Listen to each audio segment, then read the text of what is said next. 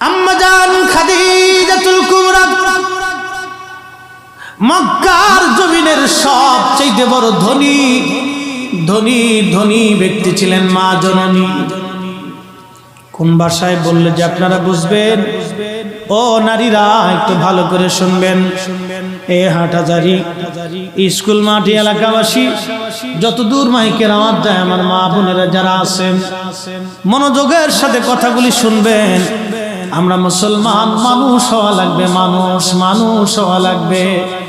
ভবেতে আসিয়া মানুষ হইয়া, ভবেতে আসিয়া মানুষের করিলাম কি? ভবেতে মানুষ হইয়া, ভবেতে আসিয়া মানুষের করিলাম কি? আম্মা জান নবীকে পছন্দ করে বিয়ে করলেন। 40 বছরের একজন মহিষী নারী নবীকে কোনোদিন বুঝতেই দেন নাই তিনি 40 বছরের একজন নারী। আর আমার নবীর বয়স 25, কোনোদিন মা বুঝতে দেন নাই। কখনো খোদা কি নবীকে বুঝতে দিতে চেষ্টা করতেন না। নিজে খানা না খাইয়া আমার প্রিয় নবীজির জন্য খাবারগুলি রেখে দিতেন। গভীর রাত্রিবেলা নবী ফিরে আসতেন, মা জননী ঘরের দরজার পাশে দাঁড়িয়ে থাকতেন। নবী কখন আসবে, কখন আসবে নবী? আরে কি দারুণ ভালোবাসা ছিল স্বামী আর স্ত্রীর মধ্যে। কখন নবী আসবে ফিরে, কখন রহমতের নবী ঘরের মধ্যে ফিরে আসবে। গভীর রাত্রি এসেছেন নবীজি। আম্মা জান খাদিজাতুল কুবরা খাবার দিয়েছেন সামনে। হুজুর বলতেন, খাদিজা তুমি কি খাও নাই? বলে না ইয়া রাসূলুল্লাহ, আপনি বাইরে থাকবেন, আমি খাবার খেয়ে ঘুমাবো। এরকম বিবি কয়জনের ঘরে আছে? বাংলাদেশে বহু খাদিজা আছে, কিন্তু আম্মা জানের চরিত্র কয়জন নিতে পেরেছে বলেন? আল্লাহর হাবিব হেরা পর্বতে নূরের পাহাড়ে নবীজি ধ্যানমগ্ন, জাবালে নূর পাহাড়ের চূড়াতে এই গুহা বেয়ে উঠতে উঠতে বহু পরিশ্রম, প্রচন্ড গরম। আমি গরমের মধ্যে গেলাম, পাহাড়ের নিচে দাঁড়িয়ে চোখের পানি ফেলে কেঁদে দিলাম। হায় আফসোস, আমাদের আম্মা জান প্রত্যেক দিনই পাহাড় বেয়ে উঠে নবীর জন্য খাবার দিয়ে আসতেন। আমরা উম্মত হয়েছি, কিন্তু উম্মতের কিছুই করতে পারি নাই। আমরা যে তার আদরের উম্মতের করলাম কি? রসুল আমার আল্লাহর হাবিব, আখেরি নবী,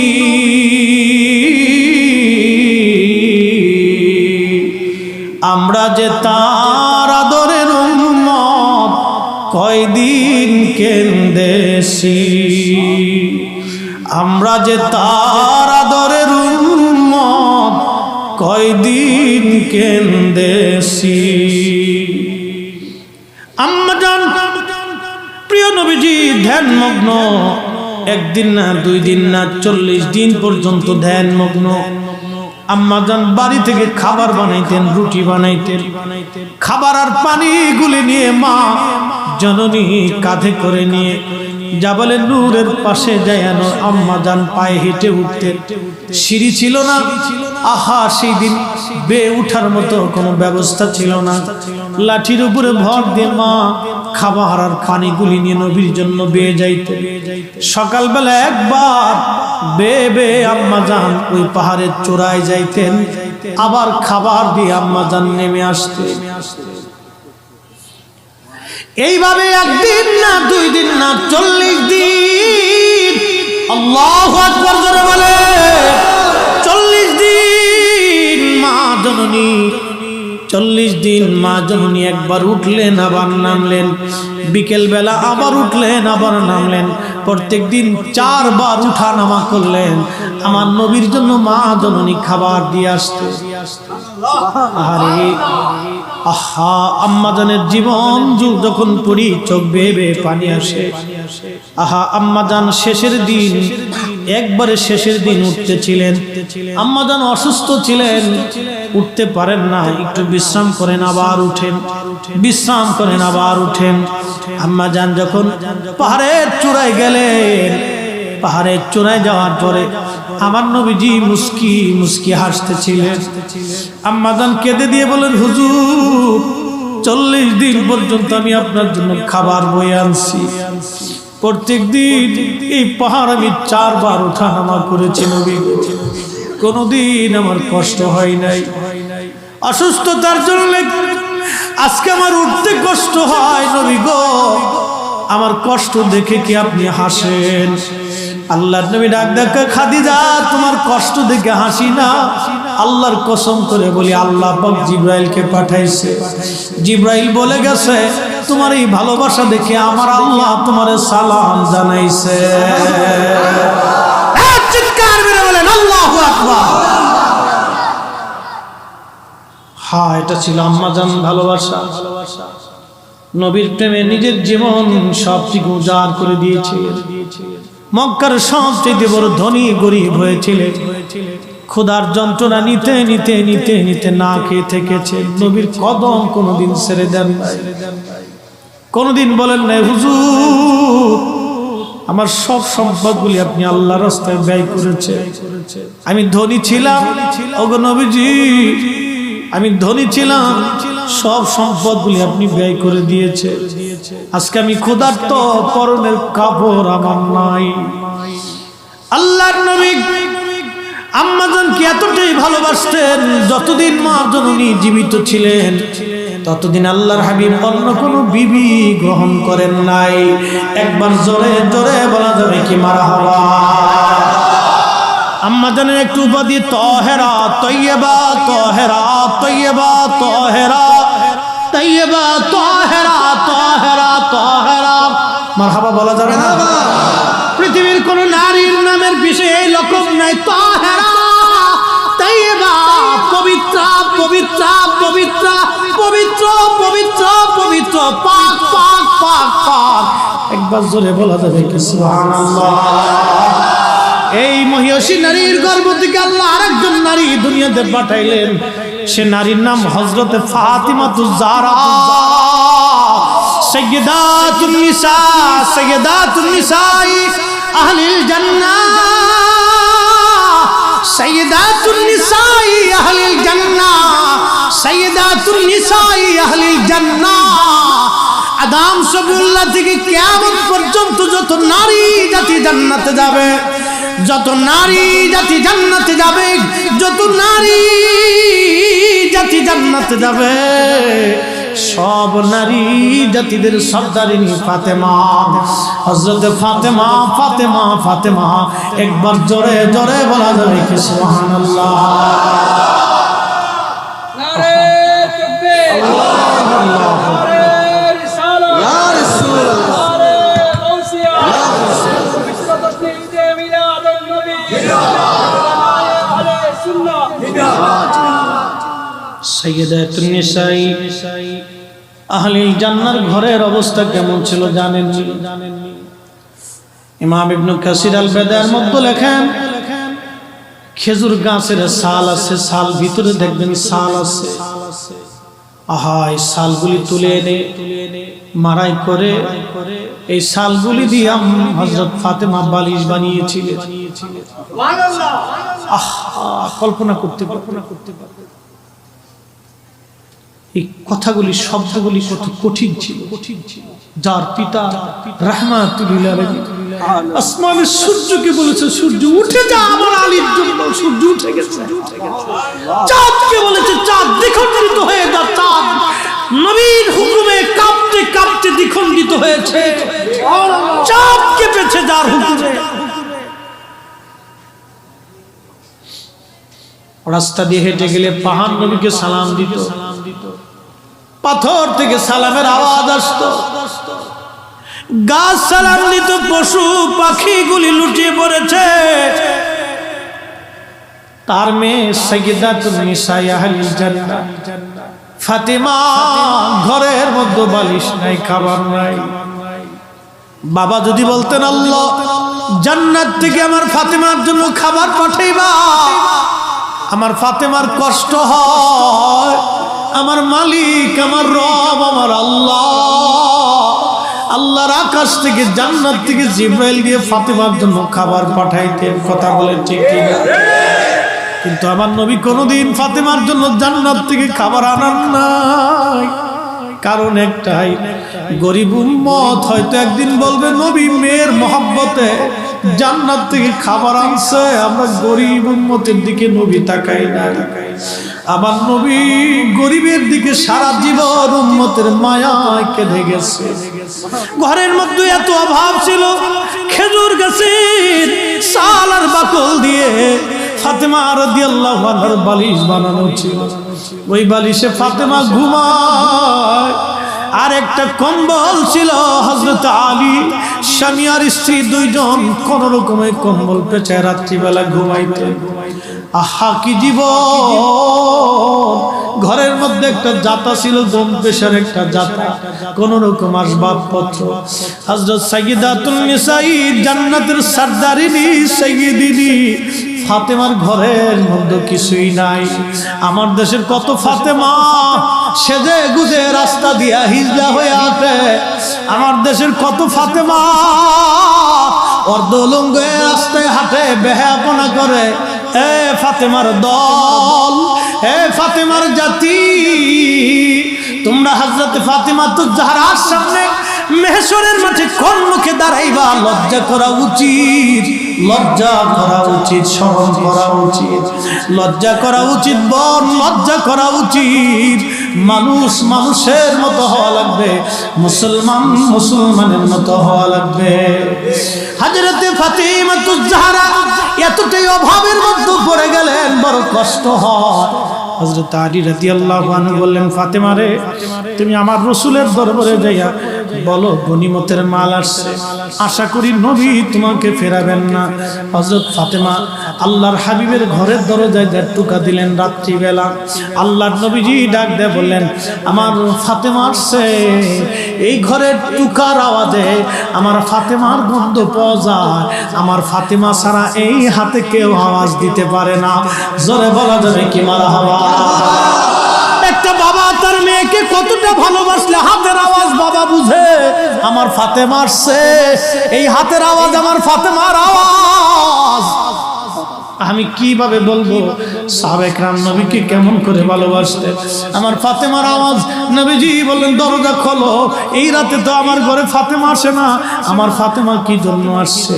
হযরত ফাতেমার দিকে সালাম দিলেন, আল্লাহর নবী কাছে বসাইলেন। প্রিয় নবী বলেন, ফাতেমা কি জন্য আসছে? বলে, আব্বাজান ঘরের মধ্যে বড় অভাব, শুনছি গনিমতের মাল আসছে। আব্বাজান একটু গনিমতের মাল যদি আমার জন্য বরাদ্দ করে দিতে। আল্লাহর নবী ডাক ডাক, ফাতেমা, আমার আহলে সুন্নাত সাহাবীরা আছে, ওরা গরীব। আর ছোট্ট একটা জীবন আল্লাহ আমাকে পাঠিয়েছিলেন কিছু করার জন্য, দুইটা কাজের জন্য আল্লাহ পাঠিয়েছেন। খায়রা উম্মাতিন উখরিজাত লিন-নাসি তা'মুরুনা বিল মা'রুফ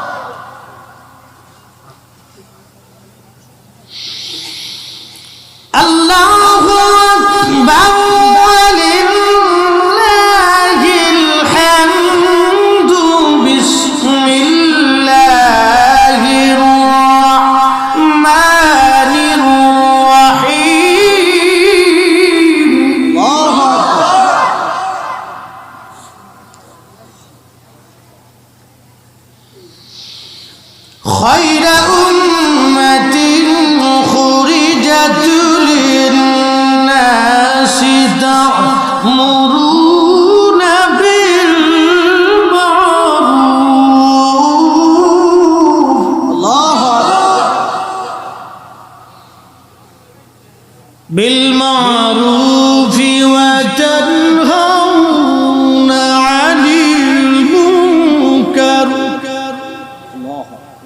কথাগুলি কার ভাই? আল্লাহ। মাঝে মধ্যে আল্লাহর প্রতি ভুল হয় নাকি?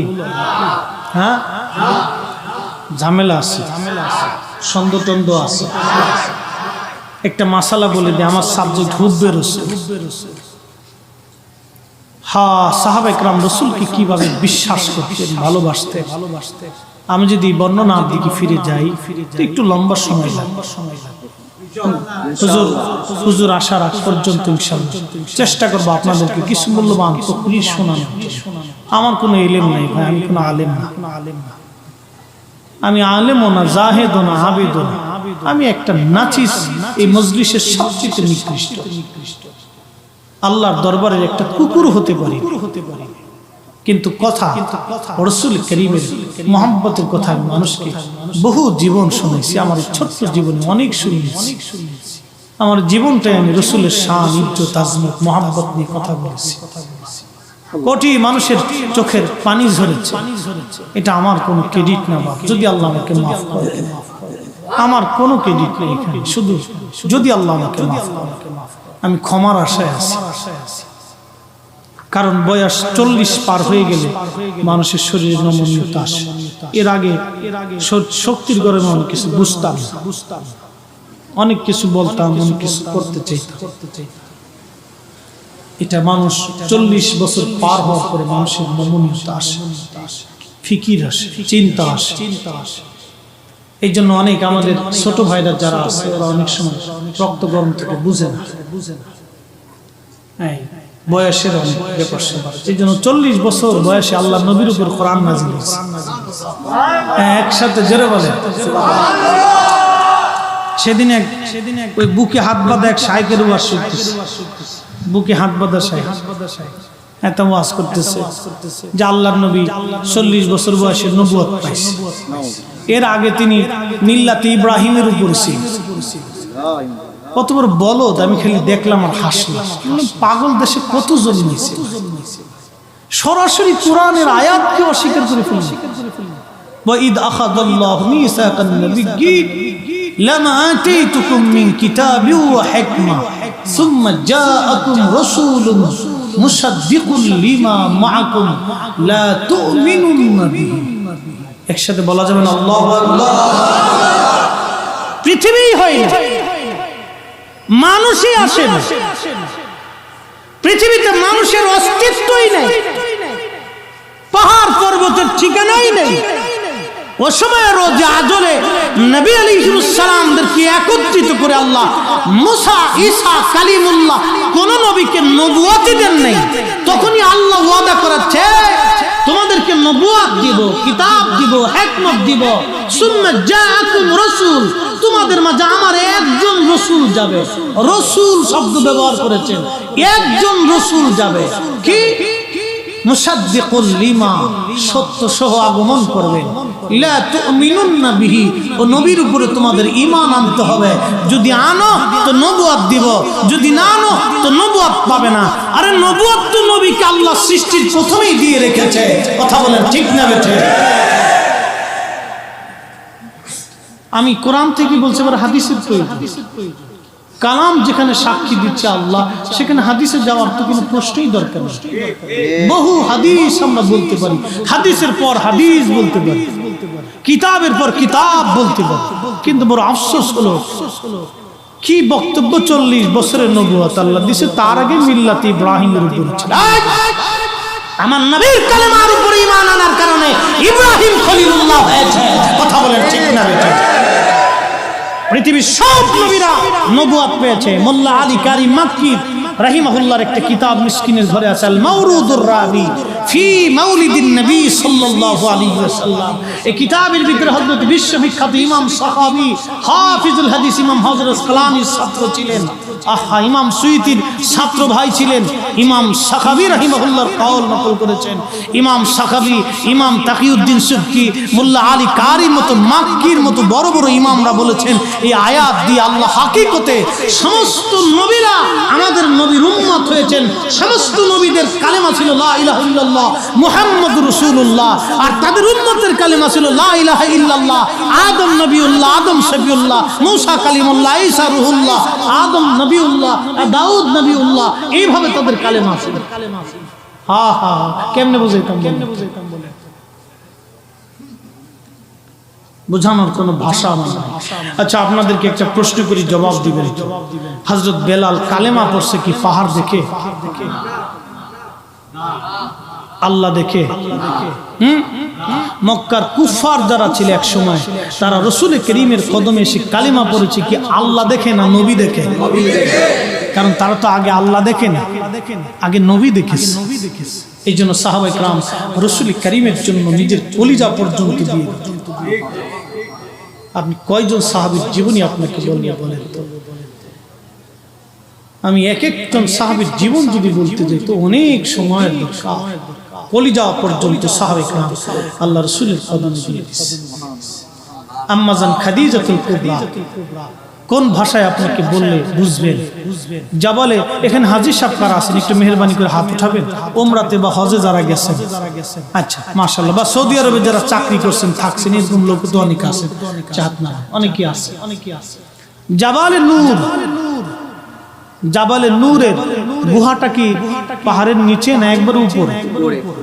আচ্ছা, যারা উঠছেন তারা তো জানেন যে পাহাড় বাইতে কত কষ্ট হয়। বাপ, এই পাহাড় বাইতে বাইতে আমাদের প্রিয় মা জননী উম্মাহাতুল মুমিনিন খাদিজাতুল কুবরা রাদিয়াল্লাহু আনহা, আমি কোন ভাষায় এই মায়েকে শুকরানা করব, শুকর করব, কৃতজ্ঞতা প্রকাশ করব আমি জানি না। সারাটা জীবন রাসূলকে ভালোবেসেই গেছে, বাঁচতে বাঁচতে দরিদ্র হয়েছেন, অভাব দিয়েছেন, ক্ষুধা দিয়েছেন, না খেতে গেছে। আম্মা জান খাদিজাতুল কুবরা মক্কার জমিনের সবচেয়ে বড় ধনী ধনী ধনী ব্যক্তি ছিলেন মা জননী। কোন ভাষায় বললে যে আপনারা বুঝবেন? ও নারীরা একটু ভালো করে শুনবেন। এ হাটহাজারী স্কুল মাঠে এলাকাবাসী, যতদূর মাইকের আওয়াজ যায় আমার মা বোনেরা যারা আছেন মনোযোগের সাথে কথাগুলি শুনবেন। আমরা মুসলমান, মানুষ হওয়া লাগবে, মানুষ হওয়া লাগবে। ভবেতে আসিয়া মানুষ হইয়া, ভবেতে আসিয়া মানুষের করিলাম কি? ভবেতে মানুষ হইয়া, ভবেতে আসিয়া মানুষের করিলাম কি? আম্মা জান নবীকে পছন্দ করে বিয়ে করলেন। 40 বছরের একজন মহিষী নারী নবীকে কোনোদিন বুঝতেই দেন নাই তিনি 40 বছরের একজন নারী। আর আমার নবীর বয়স 25, কোনোদিন মা বুঝতে দেন নাই। কখনো ক্ষুধা কি নবীকে বুঝতে দিতে চেষ্টা করতেন না। নিজে খানা না খাইয়া আমার প্রিয় নবীজির জন্য খাবারগুলি রেখে দিতেন। গভীর রাত্রিবেলা নবী ফিরে আসতেন, মা জননী ঘরের দরজার পাশে দাঁড়িয়ে থাকতেন, নবী কখন আসবে, কখন আসবে নবী। আরে কি দারুণ দারুণ ভালোবাসা ছিল স্বামী আর স্ত্রীর মধ্যে। কখন নবী আসবে ফিরে, কখন রহমতের নবী ঘরের মধ্যে ফিরে আসবে। গভীর রাত্রি এসেছেন নবীজি, আম্মা জান খাদিজাতুল কুবরা খাবার দিয়েছেন সামনে। হুজুর বলতেন, খাদিজা তুমি কি খাও নাই? বলে না ইয়া রাসূলুল্লাহ, আপনি বাইরে থাকবেন, আমি খাবার খেয়ে ঘুমাবো। এরকম বিবি কয়জনের ঘরে আছে? বাংলাদেশে বহু খাদিজা আছে, কিন্তু আম্মা জানের চরিত্র কয়জন নিতে পেরেছে বলেন? আল্লাহর হাবিব হেরা পর্বতে নূরের পাহাড়ে নবীজি ধ্যানমগ্ন, জাবালে নূর পাহাড়ের চূড়াতে এই গুহা বেয়ে উঠতে উঠতে বহু পরিশ্রম, প্রচন্ড গরম। আমি গরমের মধ্যে গেলাম, পাহাড়ের নিচে দাঁড়িয়ে চোখের পানি ফেলে কেঁদে দিলাম, হায় আফসোস। আমাদের আম্মা জান প্রত্যেক দিনই পাহাড় বেয়ে উঠে নবীর জন্য খাবার দিয়ে আসতেন। আমরা উম্মত হয়েছি, কিন্তু উম্মতের কিছুই করতে পারি নাই। আমরা যে তার আদরের উম্মতের করলাম কি? রসুল আমার আল্লাহর হাবিব, আখেরি নবী,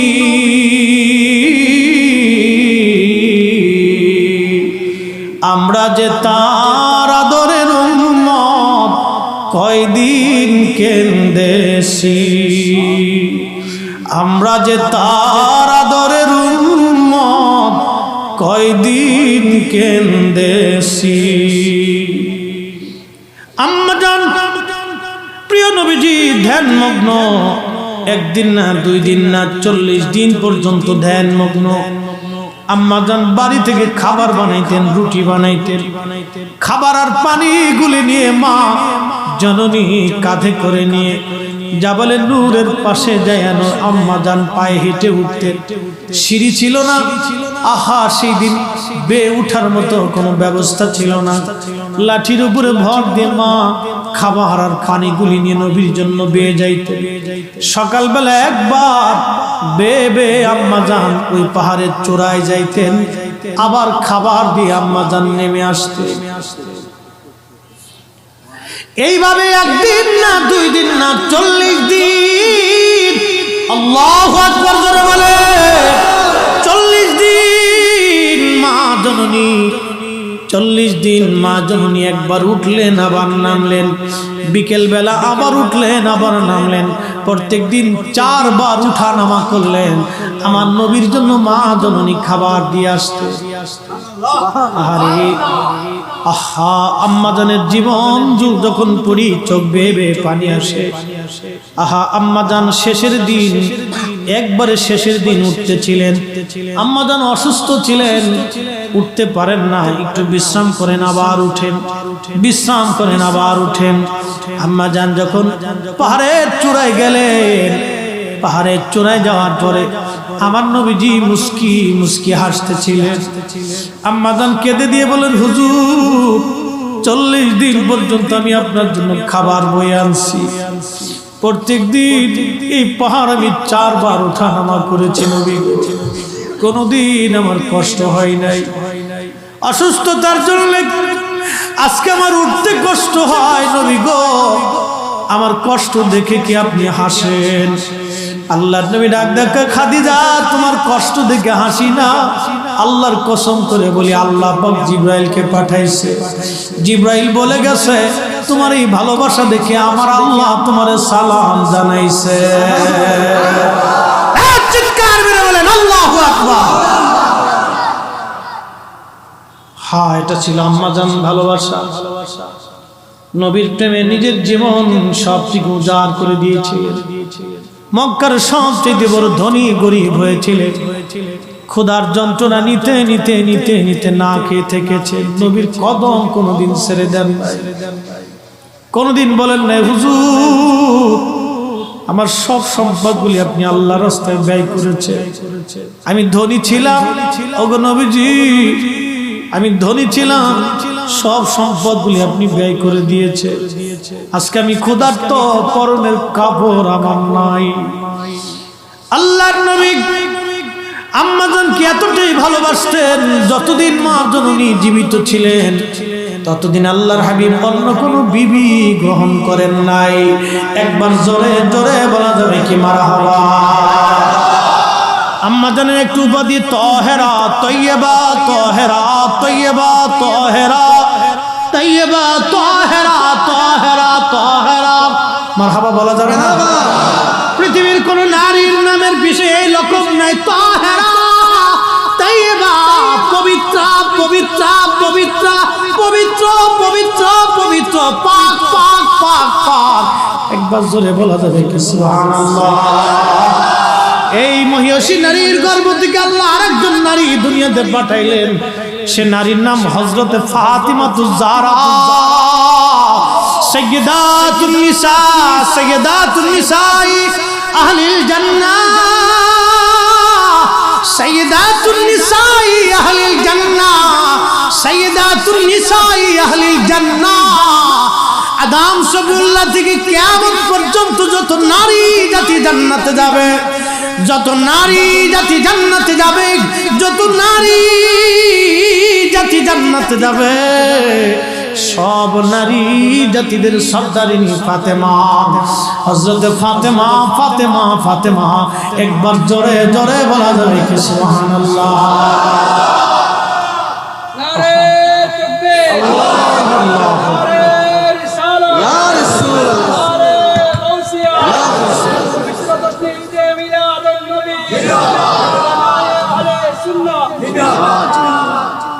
সাইয়্যিদাতুন নিসাই আহলিল জান্নার ঘরের অবস্থা কেমন ছিল জানেন?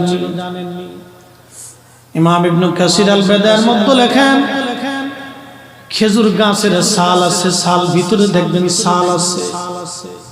আহা, এই ছালগুলি তুলে এনে মারাই করে এই ছালগুলি দিয়ে হযরত ফাতেমা বালিশ বানিয়েছিলেন। সুবহানাল্লাহ। আহা, কল্পনা করতে পারবে। এই কথাগুলি, শব্দগুলি কত কঠিন ছিল। যার পিতা রাহমাতুল লিল আলামিন আসমানের সূর্যকে বলেছে, সূর্য উঠে যা, আমার আলীর জন্য সূর্য উঠে গেছে। চাঁদকে বলেছে, চাঁদ দ্বিখণ্ডিত হয়ে যা, চাঁদ নবীর হুকুমে কাঁপতে কাঁপতে দ্বিখণ্ডিত হয়েছে। চাঁদ কেঁপেছে যার হুকুমে। রাস্তা দিয়ে হেঁটে গেলে পাহাড় নবীকে সালাম দিত, পাথর থেকে সালামের আওয়াজ আসতো, গাছ সালাম দিত, পশু পাখিগুলি লুটিয়ে পড়েছে। তার মেয়ে সাইয়্যিদাতুন নিসা আহলিল জান্নাহ ফাতেমা, ঘরের মধ্যে বালিশ নাই, খাবার নাই। বাবা যদি বলতেন, আল্লাহ জান্নাত থেকে আমার ফাতেমার জন্য খাবার পাঠাইবা, আমার ফাতেমার কষ্ট হয়, আমার মালিক, আমার রব, আমার আল্লাহ, আল্লাহর আকাশ থেকে জান্নাত থেকে জিবরাইল দিয়ে ফাতেমার জন্য খাবার পাঠাইতেন। কথা বলেন ঠিক কিনা? কিন্তু আমার নবী কোনোদিন ফাতেমার জন্য জান্নাত থেকে খাবার আনান নাই। কারণ একটাই, গরিব উম্মত হয়তো একদিন বলবে, নবী মেয়ের মহব্বতে জান্নাত থেকে খাবার আনছে, আমরা গরিব উম্মতের দিকে নবী তাকাই না। আমার নবী গরিবের দিকে সারা জীবন উম্মতের মায়ায় কেঁদে গেছে। ঘরের মধ্যে এত অভাব ছিল, খেজুর গাছের ছাল আর বাকল দিয়ে ফাতেমা রাদিয়াল্লাহু আনহার বালিশ বানানো ছিল। ওই বালিশে ফাতেমা ঘুমায়। আর একটা কম্বল ছিল, হযরত আলী স্বামী আর স্ত্রী দুইজন কোন রকমে কম্বল পেঁচায় রাত্রিবেলা ঘুমাইতেন। আহা, কি জীবন! ঘরের মধ্যে একটা জাতা ছিল, গম পেশার একটা জাতা, কোন রকম আসবাবপত্র। হযরত সাইয়্যিদাতুন নিসা জান্নাতের সরদারিনী সাইয়্যিদিনী ফাতেমার ঘরের মধ্যে কিছুই নাই। আমার দেশের কত ফাতেমা সেজে গুজে রাস্তা দিয়া হিজলা হয়ে আসে। আমার দেশের কত ফাতেমা অর্ধলঙ্গ রাস্তায় হাঁটে, বেহায়াপনা করে। এ ফাতেমার দল, এ ফাতেমার জাতি, তোমরা হযরত ফাতেমাতুজ জাহরার সামনে মেহশরের মাঠে কোন মুখে দাঁড়াইবা? লজ্জা করা উচিত, লজ্জা করা উচিত, শরম করা উচিত, লজ্জা করা উচিত, বোন লজ্জা করা উচিত। মানুষ মানুষের মতো হওয়া লাগবে, মুসলমান মুসলমানের মতো হওয়া লাগবে। হযরতে ফাতিমাতুজ জাহরা এতটাই অভাবের মধ্যে পড়ে গেলেন, বড় কষ্ট হয়। হযরত আলী রাদিয়াল্লাহু আনহু বললেন, ফাতেমা রে, তুমি আমার রাসূলের দরবারে যাইয়া বলো গনিমতের মাল আসছে, আশা করি নবী তোমাকে ফেরাবেন না। হযরত ফাতেমা আল্লাহর হাবিবের ঘরের দরজায় টোকা দিলেন রাত্রিবেলা। আল্লাহর নবীজি ডাক দিয়ে বললেন, আমার ফাতেমা আসছে। এই ঘরের টোকার আওয়াজে আমার ফাতেমার গন্ধ পাওয়া যায়। আমার ফাতেমা ছাড়া এই হাতে কেউ আওয়াজ দিতে পারে না। জোরে বলা যাবে কি মারহাবা?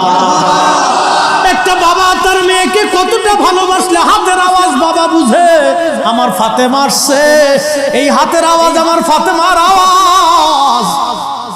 আমি কিভাবে বলবো সাহাবায়ে কেরাম নবীকে কেমন করে ভালোবাসতেন।